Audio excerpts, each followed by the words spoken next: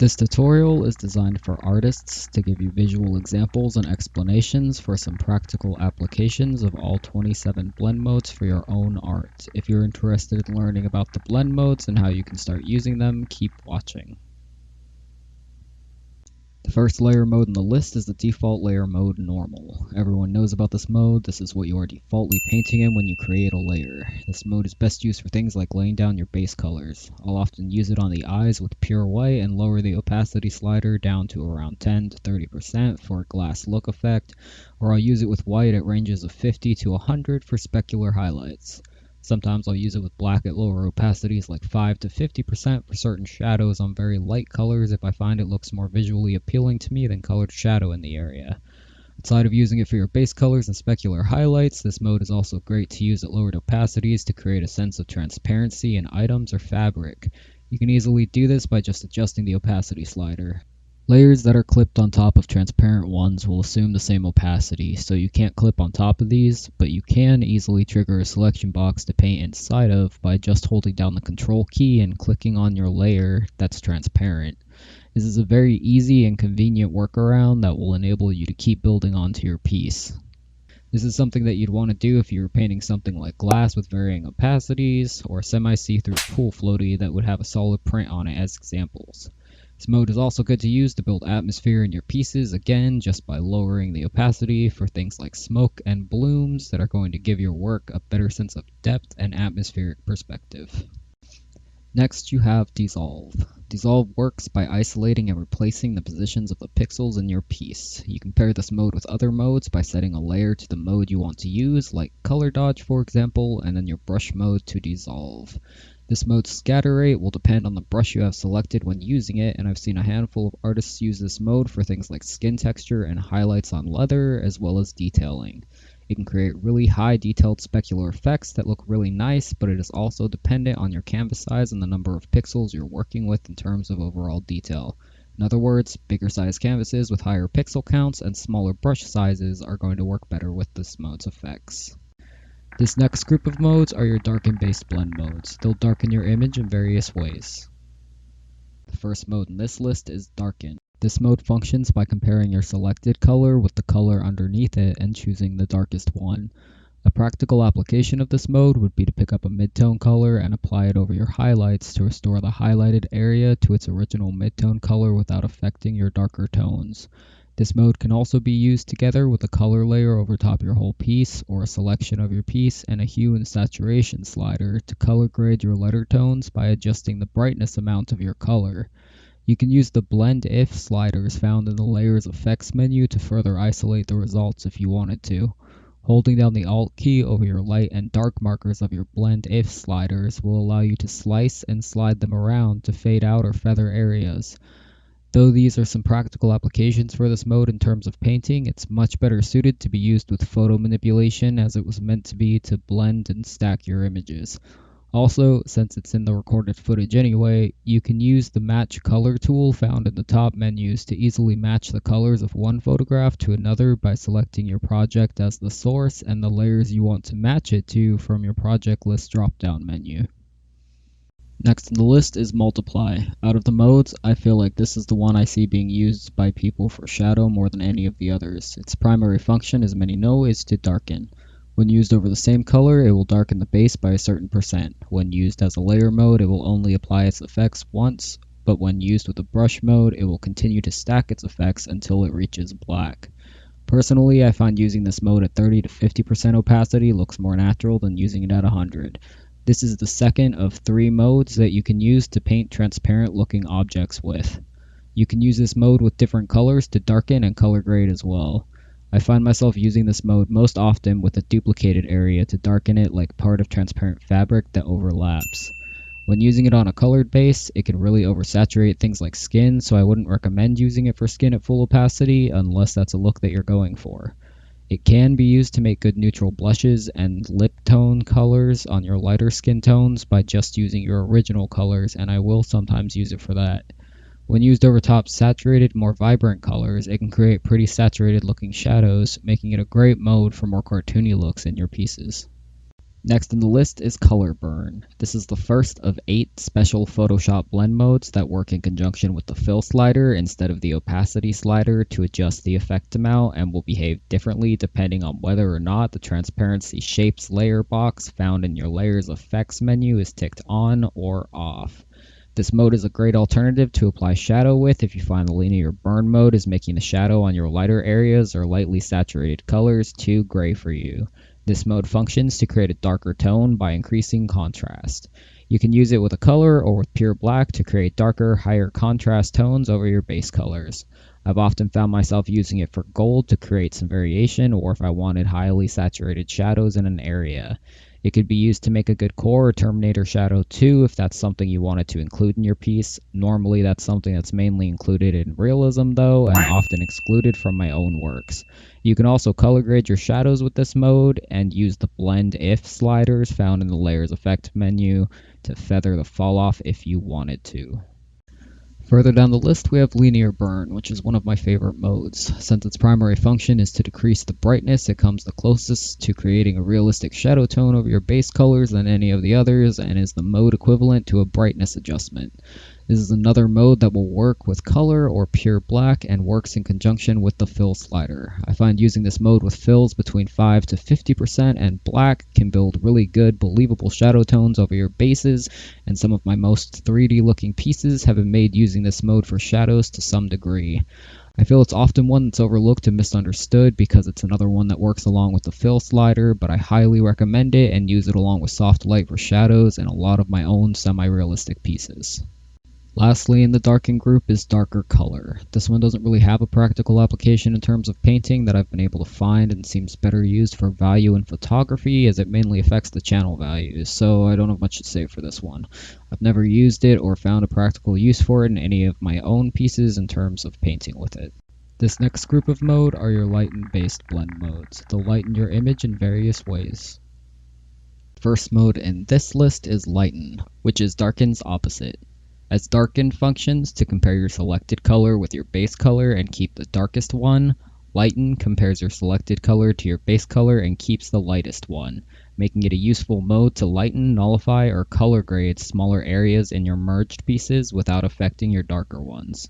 Like Darken, this is another mode I don't find myself using often for painting, since I tend to keep my light and shadow on different areas and find it's a lot easier to change or color grade certain areas with something like the Replace Color menu found in the Image and Adjustments tab than it is to try and use these modes. I tend to just leave these for more practical applications like photo manipulation for blending or stacking your images. Next on the list is Multiply's opposite, which is Screen. As Multiply is designed to darken, Screen is designed to lighten.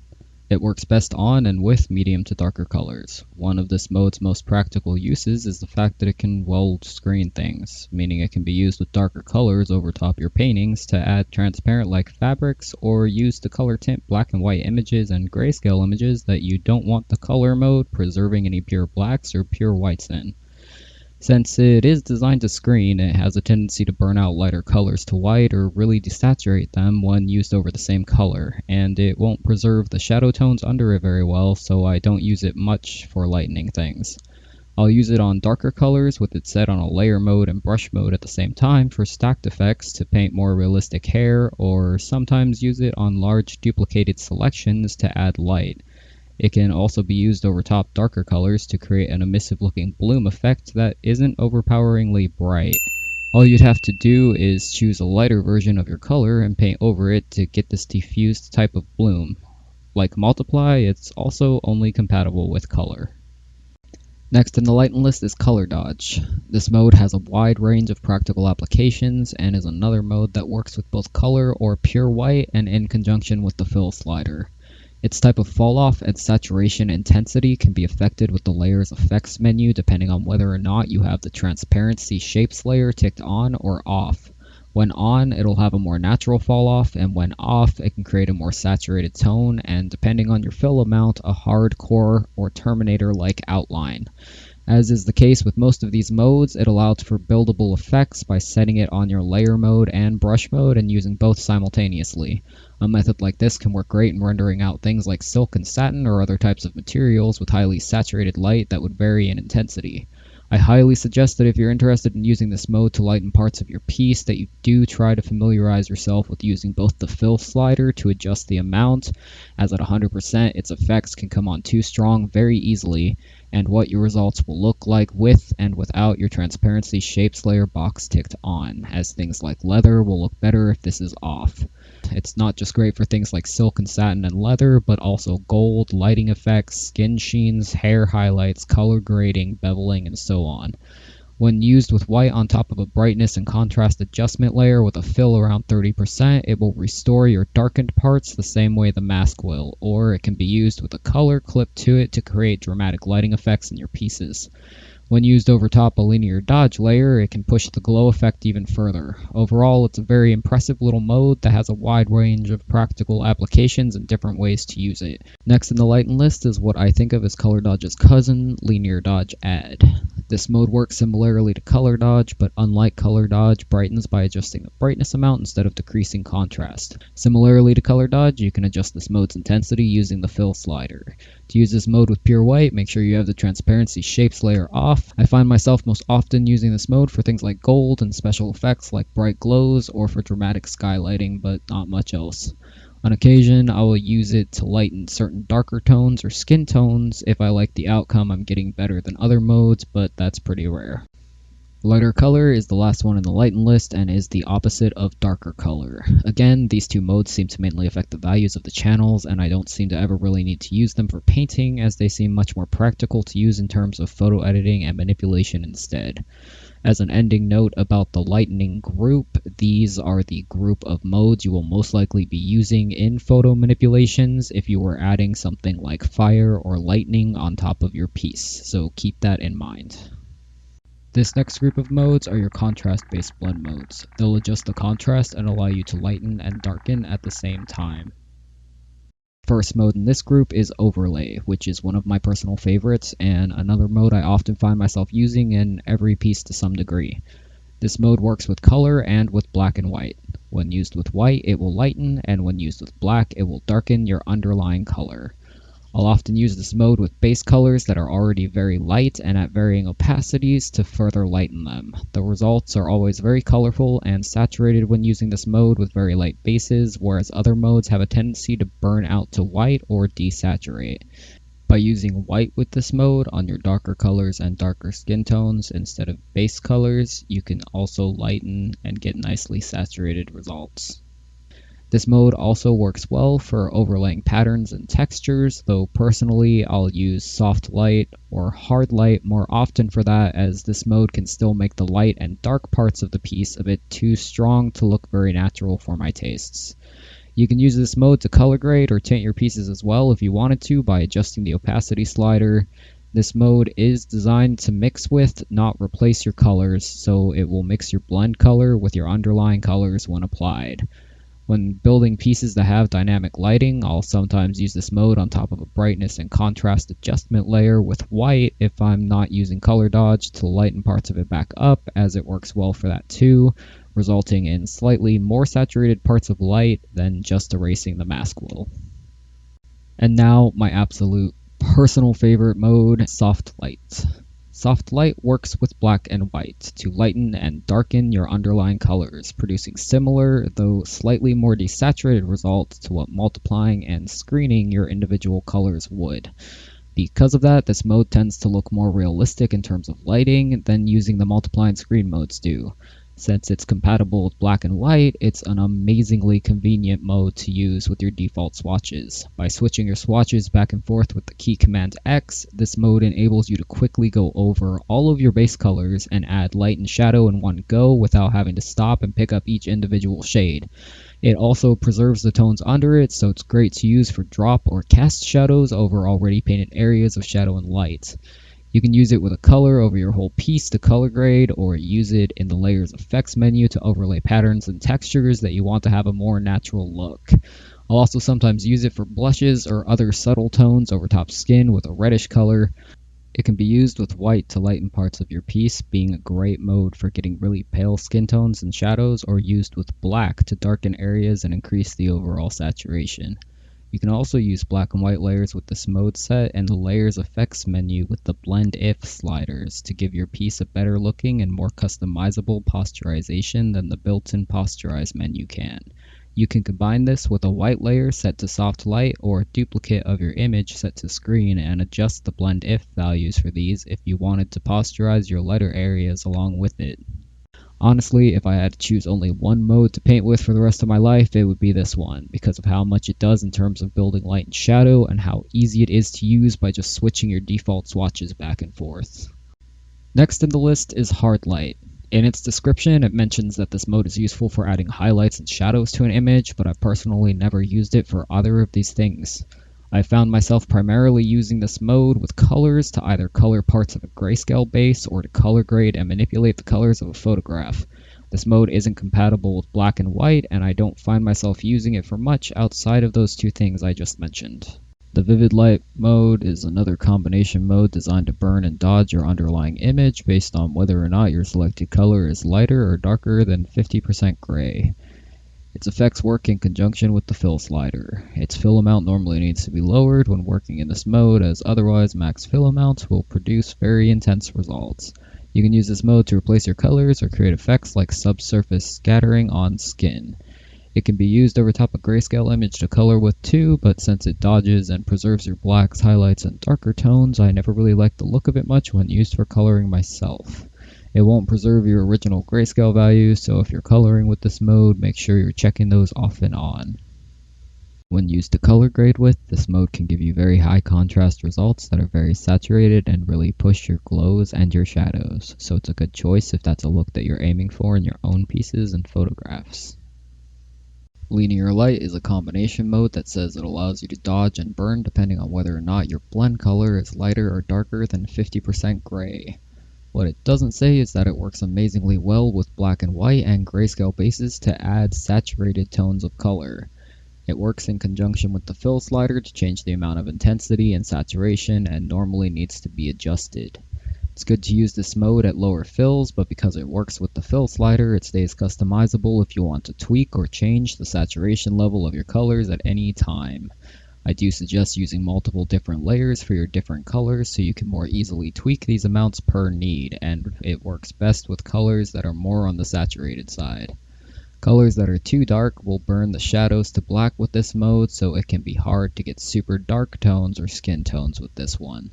The same applies to super pale skin colors. You can get a workaround on the super pale skin tones by clipping layers painted white on top, then changing the mode to soft light and repeating if needed, but it's harder to get around the darker ones. For those, I'd suggest just switching to hard light if you needed to. Though this mode works great for having saturated looking color tones applied to your grayscale, it won't preserve your original values, so it's good to check up on those every now and again. When stacked with other layers of this mode type, you can create a dodging and burning result for colors that overlap. Otherwise, this is, in my opinion, one of the best modes for coloring grayscale and getting saturated shadows and tones that I've found in the list. I don't really paint over grayscale that often, but when I do, this and hard light are my go-tos. This is also another mode that can replace your colors if you don't like the results the Vivid Light mode is giving you. Pin Light is the combination mode for Lighten and Darken and works simultaneously. If your selected color is lighter than 50% gray, it'll lighten, and if it's darker, it'll darken with a kind of screening and multiplying effect. It'll completely kill your midtones. This description says it's useful for special effects, but honestly, outside of crappy fades, I couldn't find a single thing to actually get this mode to do and look good doing. Adjusting the saturation and brightness amounts of what you wanted to apply had better results in doing something, but yeah, I have to say this is the only mode I don't have any practical applications for painting or for photo bashing. 2 hours later. I do have one practical use for this mode though, and that's for quickly rendering out things like satin. First, take your painted thing and desaturate it. Duplicate the desaturated thing and invert it. Then set the mode to pin light and merge the two. Invert it again, and voila, you have something that looks like satin. You can slap a color on this with darkening mode, or push it further by duplicating it and set it to vivid light.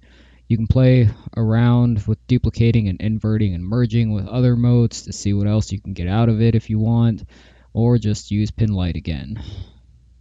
Hard mix. Are you ready for some math? This mode functions to add the red, green, and blue channel values of the blend color to the RGB values of the base color. If the resulting sum for a channel is 255 or greater, it receives a value of 255. If it's less than 255, it receives a value of 0. Therefore, all blended pixels have red, green, and blue channel values of either 0 or 255. This changes all pixels to primary additive colors, white or black. Basically, this is just going to give you a shitty looking posterization of your image by changing your colors to primary additives or getting rid of them altogether. In comic color spaces, it pretty much does the same thing, but with comic colors instead of RGB and has a maximum value of 100 instead of 255. I guess this could probably be used to quickly posterize your piece, but there's already a posterize tool you could use in the image adjustments menu that's a lot less work.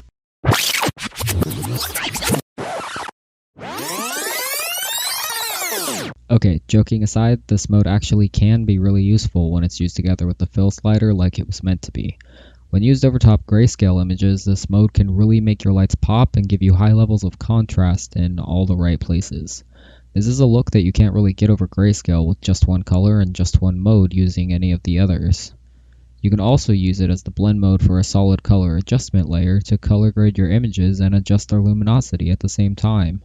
All in all, this actually is a pretty cool mode with practical applications, but like the other special blend modes in Photoshop, the fact that it works together with the fill slider and not the opacity slider makes it a mode that's just often misunderstood. This next group of modes are your inversion-based blending modes. They'll invert your image in various ways. Difference looks at the color information in each channel and subtracts the color with the greater brightness value. It's another mode that works with the fill slider for different results. Blending with white inverts the color values, and blending with black produces no change. Blending with a color over a grayscale image will give you an inverted look as well, just with color. This mode actually has practical use though when used on a duplicated portion on top of your piece. After duplicating your layer, turn your layer to black and white. Create another duplicate of this black and white layer and invert it. After inverting it, change the mode to difference and merge the two. You can duplicate the new layer again, invert it, and set the mode to difference again to stack these effects. When you're done, you can apply it over top your base with the lightening or darkening mode to get some pretty interesting looking material results pretty easily. I've done this a few times now with this mode in my own pieces to add some texture variety. If you duplicate a black and white image and move the alignment, you'll get some pretty interesting looking results too. You can do this to your colored pieces as well. You can probably use the duplicate, desaturate, and invert method to make something look like it was gold too if you use a color balance adjustment layer to add some color and adjust the vibrance, or a gold color with the hard mix mode over top. Yep. The exclusion mode does pretty much the same thing as difference and works in pretty much the same way, but the results are lower in contrast, so it works well for things that the difference layer mode might be burning out to pure black or pure white. The subtract mode looks at the color information in each channel and subtracts the blend color from the base color. In 8 and 16-bit images, any resulting negative values are going to be clipped to 0. Basically, whatever color you have selected when going over your base in this mode is going to change your base colors to your selected colors opposite on the color wheel. If used with white, its result is black. If used with black, there is no result color produced. This is another mode I don't find myself ever using for anything when it comes to painting. I guess you could use it to find the opposite of the color you're using if you're having a color wheel brain fart. If you turn your image to grayscale and duplicate it, skew the alignment, and then merge the two, I guess you can invert the results of that and use a levels adjustment to get some line art out of it. But it's not going to look very good, and will probably need some cleanup. The divide mode works similarly to subtract by changing your underlying colors to close opposites on the color wheel of what you have selected as your working color. Because it selects opposites and divides though, the lighter and brighter your selected color is, the darker the color you are laying down is going to be, and vice versa. This is another mode that's a bit overcomplicated when it comes to using it to paint with, so I don't ever find myself using this one either for painting. This last group of blend modes are your component-based blend modes. The hue mode is designed to create a result color based on the lightness and saturation of your underlying image and the hue of the selected color. The results of this mode tend to be very subtle, and I find it's better used to tint something with than it is to try to color with. This mode has a very limited color range and won't be applied to any black, whites, or grays that are in your piece. Next, you have the saturation mode. If you have any gray, black, or white on your underlying image, this mode will have no effect on those areas. Otherwise, using black or white with this mode over top a colored image will result in a grayscale version. I've seen some artists use this mode and the color mode with black and white to view their works in grayscale and check their values, so I do want to point out that there are minor value discrepancies in the visual results of using the saturation and color modes with black and white for previewing your work in grayscale, as opposed to using an actual proof setup. So it's better to use the actual proof mode found in your top menu, view proof setup tabs, and setting the custom to working gray dot grain 20%. After doing this, you can easily switch back and forth from an accurate black and white preview of your piece by pressing Ctrl+Y to trigger the preview mode on and off and avoid value mistakes that might have otherwise been made because of the slight value differences in the previewed results of using this mode or the color mode for it. Also, the proof setup functions as a preview only, so you can pick up things on the screen and they'll be picking up the color underneath the value preview, enabling you to still work in color and view your piece in both black and white in your working area and color in your navigation panel at the same time, which is something that you can't do by using the modes to see your values. The saturation mode, when used with any color, will increase or decrease the underlying image's saturation depending on how saturated or desaturated your selected color is. Highly saturated colors will greatly increase the saturation, and lightly saturated colors will decrease it. This mode won't change the colors applied to your original image and only affects the saturation levels, so the color you select to use with this one doesn't really matter. The only thing it's taking into account when used with color is the level of saturation of your selected color to determine the level of saturation to be applied to your base. I'm sure this mode is useful if you want to quickly affect a minor part of your piece, but for major parts, it's better to just use a vibrance adjustment layer if you need to adjust the saturation.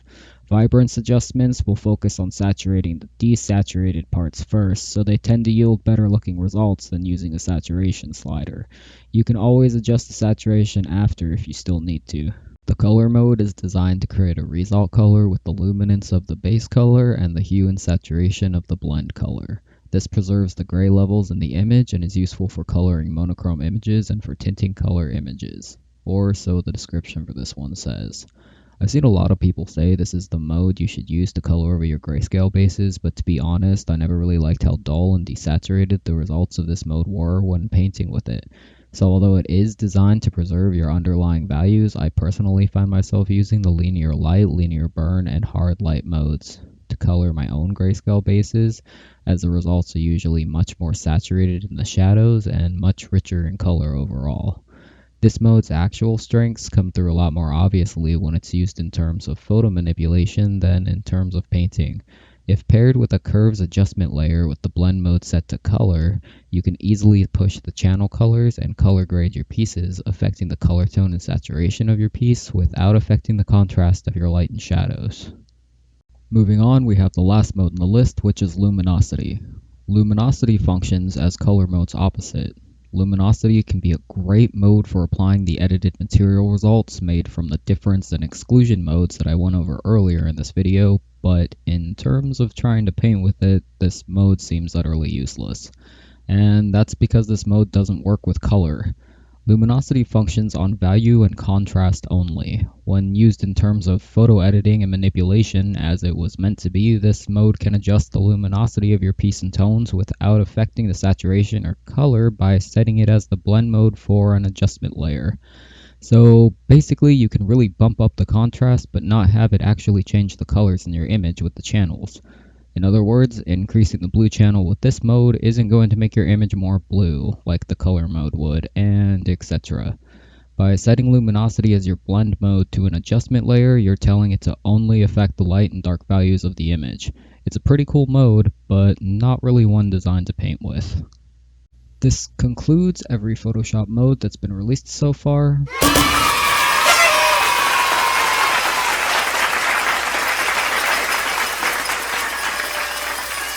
If you want a quick refresher, you can always refer to the actual Photoshop documentation released that I'll have linked in the description for you to bookmark. These modes can be really useful and vital parts of your toolset and painting process when they're understood and used correctly, so I really wanted to make this video to throw out there into the void for anyone who may be looking. Hopefully this was helpful and will enable someone somewhere to improve in their own art and to better understand how they can use their software.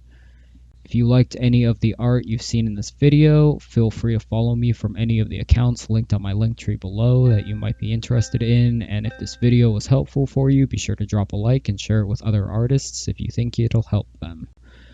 As usual now, I'd like to take a moment to say thank you to my small collective of patrons. You guys are keeping me motivated to keep learning and to keep growing, so thank you. I probably wouldn't be doing art anymore if it weren't for you. You guys give me hope, and I appreciate that. I love you guys. Okay, that's it for this one. Later.